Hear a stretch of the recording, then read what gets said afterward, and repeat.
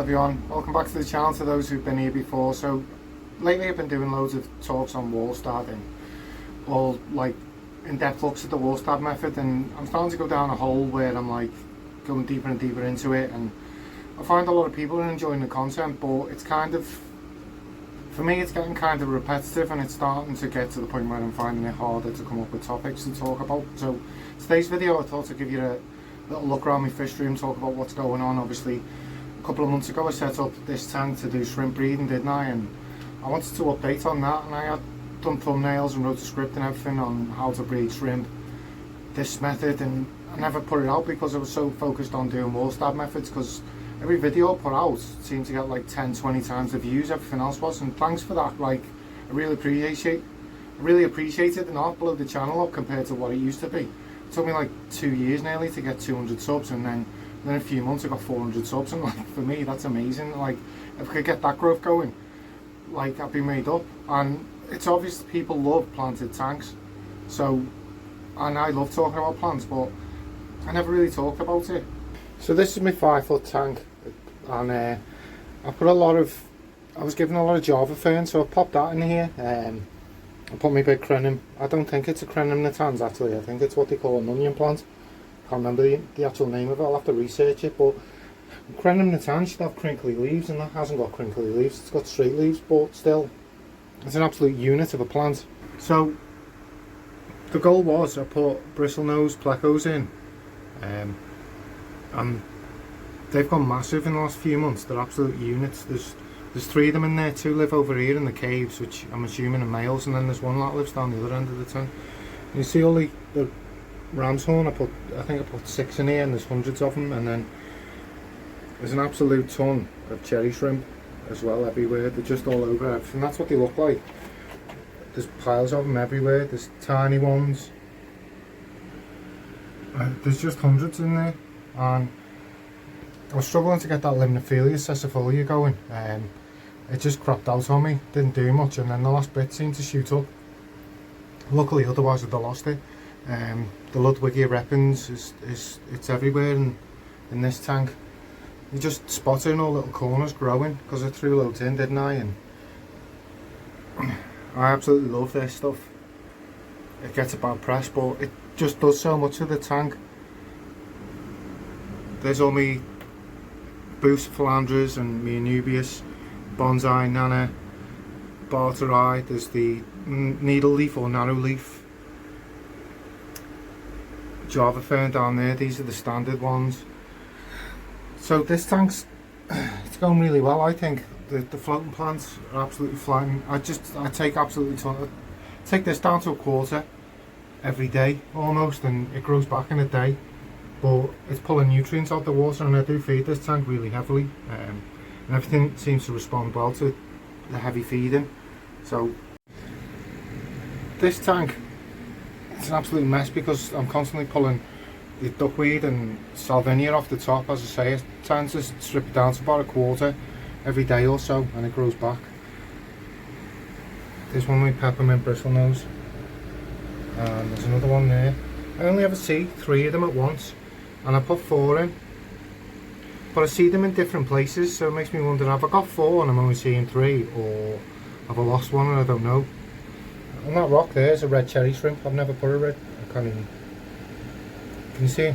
I've never put red cherry shrimp in here, so I don't know how red ones come about. There's blue ones, there's blue dream shrimp in here, and there's adults about, I can show you, but there was a ton of shrimplets. I come in here, I think it was last night, and there was tons of shrimplets. But the problem is, if you can see, there's scuds starting to, obviously, like I say, most of the plants that come up, there's another peppermint bristlenose. Oh god. I've just done a big water change on these, and I need to get in here and clean the glass really, but this side's terrible. This is where I change the water and pump it out through the door, so this side tends to be, and I like working tanks, so there's a peppermint bristlenose, there's one down there, and then there's one over there on the rock. The problem with this tank is it's got loads of scuds in it, And most of the plants came out of my Walstad tank. I tore my Walstad tank down because the scuds had just annihilated it.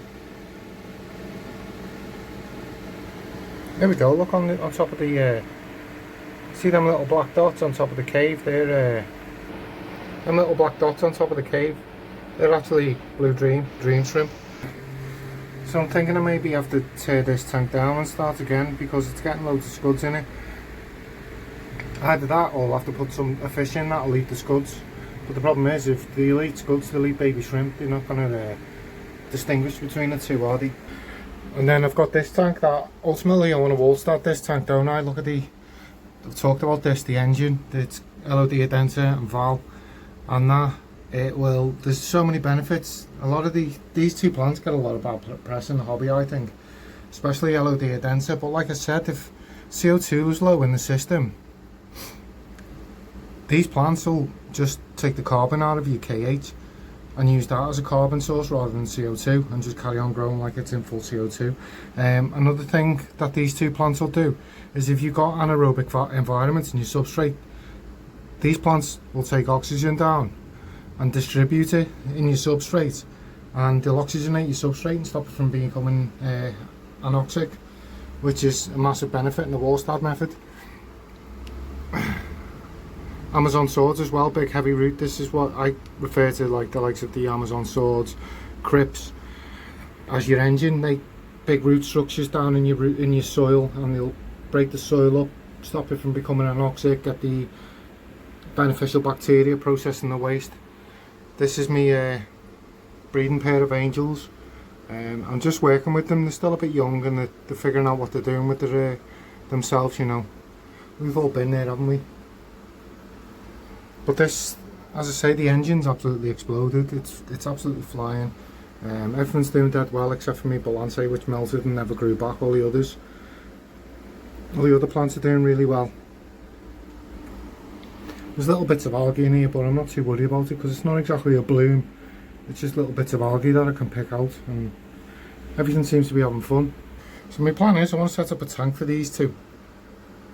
I want to get another rack, set up a tank that I can breed these pair in, and get a grow out tank for the fry, and then I want to get another one for my Manacapuru, and I want to get a breeding pair of Rio Nane as well. So that's the goal. And then I want to convert this into a Walstad tank so we can have fun with that and we can talk ecosystems.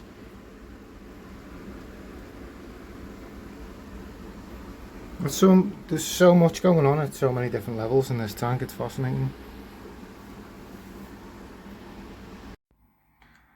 So this is me it's CO2 highlight, and I dose a couple of milliferts every day in this tank to replicate estimative index dosing. I'm thinking of changing over to the powdered dosing because it gets quite expensive dosing liquid fert in all your tank.